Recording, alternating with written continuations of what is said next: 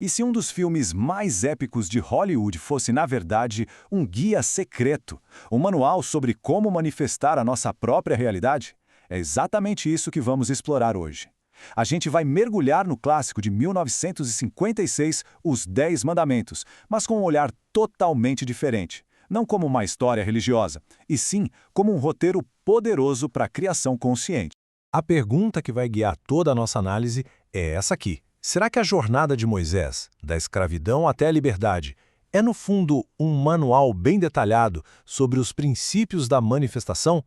Vamos decodificar essa jornada juntos. Vamos lá. O primeiro passo de toda a grande transformação começa com clareza. A gente vai ver como a história nos mostra que a manifestação não nasce de um simples desejo vago. Não, ela vem de uma decisão poderosa, de um pedido que não deixa nenhuma dúvida. E olha que interessante isso. Na história, o pedido inicial não é de uma pessoa só. É o clamor coletivo de todo um povo. Um desejo tão, mas tão intenso por liberdade que ele envia uma frequência, um sinal que é impossível de ignorar. É como se fosse a primeira etapa da lei da atração, só que em uma escala gigantesca. E é aqui que o jogo vira, sabe? Porque o desejo passivo, aquela mera esperança de que, talvez as coisas mudem, isso não gera energia de verdade. A verdadeira ignição acontece nessa transição, quando se sai do querer para uma decisão absoluta. É a diferença brutal entre desejar e decidir.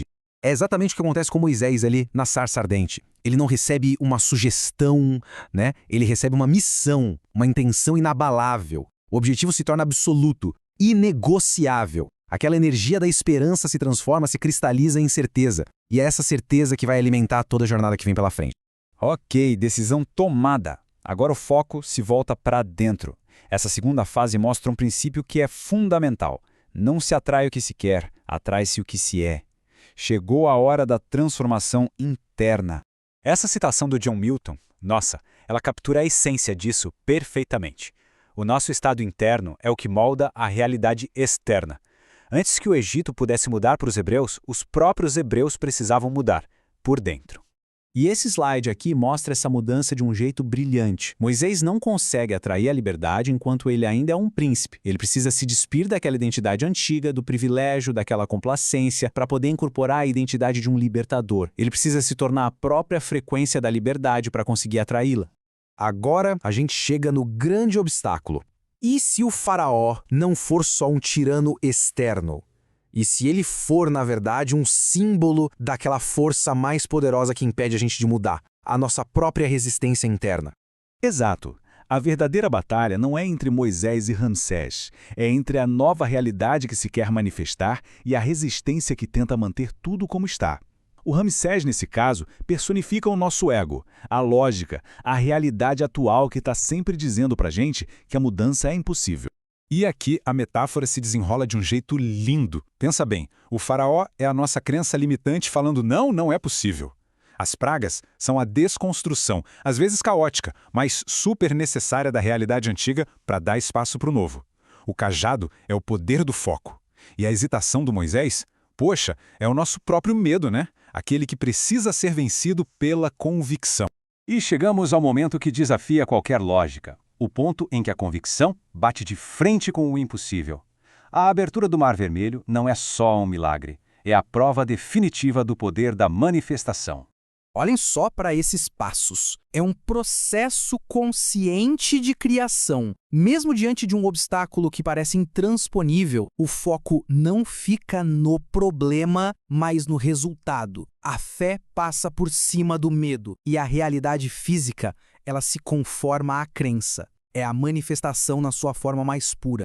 O nome para isso? Fé radical. É aquele estado de crença tão absoluto, mas tão absoluto, que ele literalmente reescreve a realidade.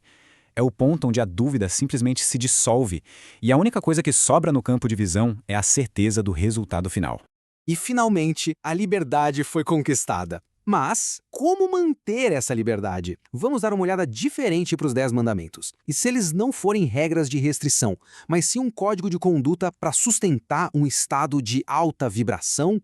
Essa perspectiva é fascinante. Não cobiçar vira um princípio de abundância, focado no que se tem e não no que falta. Não mentir se torna uma questão de integridade vibracional. Os mandamentos se transformam num verdadeiro guia de higiene mental e energética, feito para nos manter em um estado de criação. E aqui está a conclusão de toda essa jornada. É a alquimia da consciência.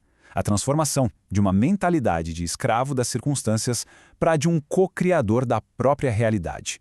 É deixar de ser moldado pelo mundo para começar a moldá-lo.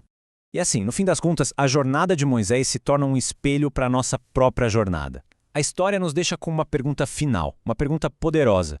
Que mares impossíveis estão aí, só esperando para se abrir, no exato momento em que a crença se tornar mais forte do que o obstáculo que está bem na nossa frente?